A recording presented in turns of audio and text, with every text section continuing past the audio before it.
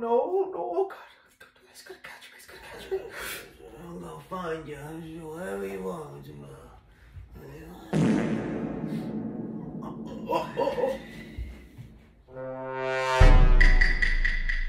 Hey guys, thanks so much for clicking on this video. My name is Chris. I just got back from watching Don't Breathe 2. And with Don't Breathe 2, it is a horror movie sequel that decides to take a very unique spin on its story where the villain of the first movie that we all hated and thought was one disgusting blind old man is now our lead protagonist that we kind of have to root for in their mission of getting his daughter back. That's all pretty much say without giving any spoilers to you guys. This is a spoiler-free review. Now, with that first Don't Breathe movie, it is a horror movie I love. What fede Alvarez, the director of that movie, was able to do with it, I thought was really unique and cool. Had me on the edge of my seat of just these teenage kids who break into the home of an old man who also happens to be blind but is still capable of some really horrifying stuff. So when I heard they were making a sequel, I was like, oh yeah, give me more of this world. I want to see what else this old man is capable of. But then the plot was released for the second movie, and then I saw that trailer and I was like, what? They're making the old man the main character?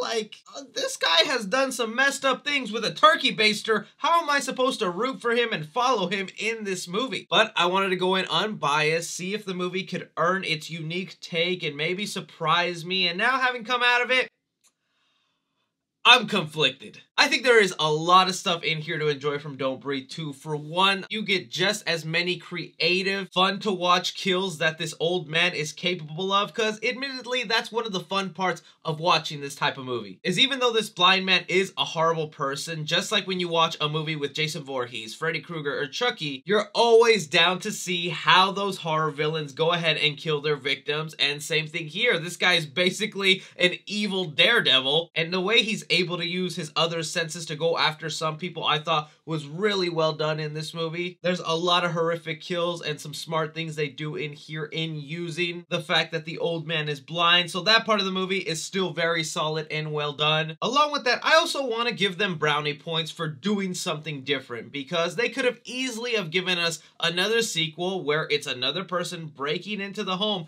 of this old man. We're introduced to a brand new character, we learn some weird sappy story about them, and then we just see similar events from the first movie go down. To have the spin of old man is the lead now, but he's not a hero, I promise you. At least that's what the producers and director of this movie were saying, that he will not be branded as a hero in this movie and will continue to be an anti-villain. That's a little bit of BS. There is definitely moments in this movie where they do some audience manipulation to try and get you on the side of the old man. Like, I don't want to give anything away, but there is something involving a dog, and then just this long sequence of the old man and this dog. You can clearly tell is the people making this movie of, oh, see, he's not such a bad person because he did this with a dog. Like, come on, clap and join this guy, man. Root for him. And I just think for some people, knowing the events of the first movie, they can't really get on the side of this guy, good deeds or not. Continuing on the topic of stuff that didn't completely work for me either is the little girl in the movie, which I was kind of fascinated by the storyline that was going on here about how the old man was able to adopt this daughter, and then why there's certain people after, and then there's even more twists and turns that go along with that story. I think is a story that'll keep you on the edge of your seat and kind of guessing like, damn, this is messed up. I want to see this go down. But there are times where this movie really suffers from some bad dialogue. There are a lot of corny or weird lines in this film. Pairing that up with the fact that while watching this movie, I just got a really made-for-TV quality out of this film. Like, going back to how that first one looked, just the way it was shot, the atmosphere, the character development, it felt really solid and cinematic, where this one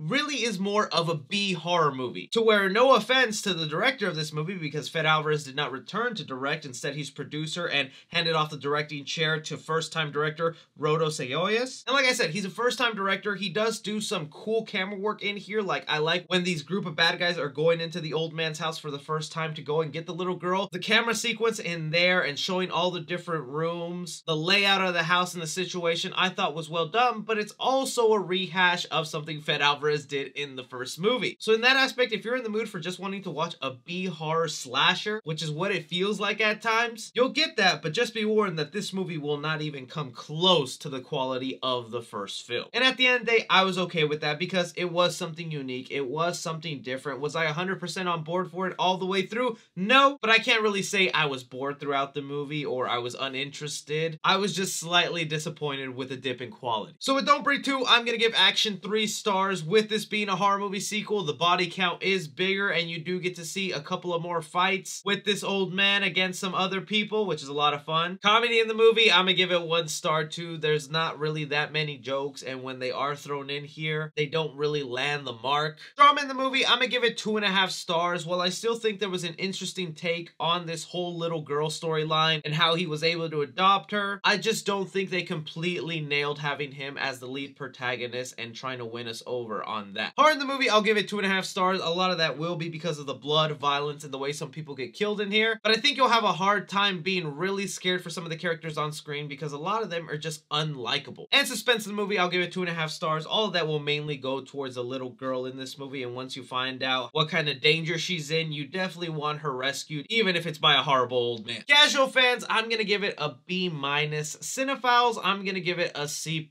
and critically, I'm going to give it a C-. For Don't Breathe 2, even though I think it's a step down in quality from the first movie, I still think is worth watching in theaters. So again, just keep that in mind. You're not gonna get the same great, amazing horror movie that you saw the first time around. But if you're in the mood for some creative kills and a semi-interesting story involving this little girl, you're gonna get that, and I think you'll have an okay time. But let me know what you guys thought of Don't Breathe 2 if you got around to watching it. Did you absolutely end up loving this movie? How do you think it compares to the first film? Would you be willing to watch another movie in this universe, or are you kind of done with the old man story? Anything and everything, be sure to like and subscribe. Follow me on Twitter at 3C Film Review. As always, I'm Chris. Take care.